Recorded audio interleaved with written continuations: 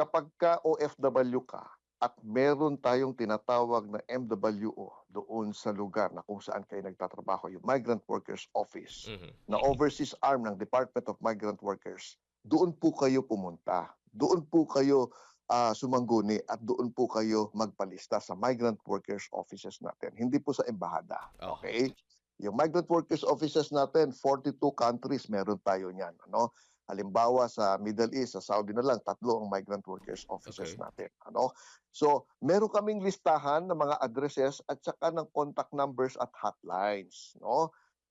Meron niyang proseso na kapag ganitong may mga sigalot at giyera, naka-plaskel, naka-post yan at nandoon sa group chat ng mga PhilCom leaders nila. No? May mga Mm. PhilCom communities kasi yan eh. Yung PhilCom communities, ito yung asosasyon ng mga kababayan natin sa iba't ibang lugar at sila ay may PhilCom leaders at inoorganisa talaga natin yan.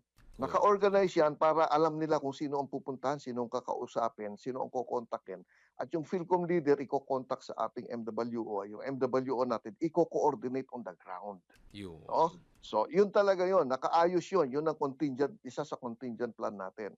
At kung gusto Mm. mong lumikas, magpa-rescue, kontakin mo lamang siguro kung hindi ka makarekta sa MWO, wala kang makontak sa hotline, yung PhilCom associate mo, yung colleague mo, yung leader mo, at kami na po ang bahalak. Makakarating sa amin yan at ikaw po ay pupuntahan namin. Sa ngayon nga, pagka may mga problema, lalong-lalo na may disruption of work, no? Oho. Hindi lahat nakakasweldo ng tama. Tapos minsan, Correct. nalilay off ka pa, pansamantala, temporary layoff. Nagbibigay po tayo ng food packs at saka financial assistance. Pinupuntahan po ng mga kasamahan nating MWO staff lahat ng mga nangangailangang OFWs natin abroad. Binabahay-bahay yan. No?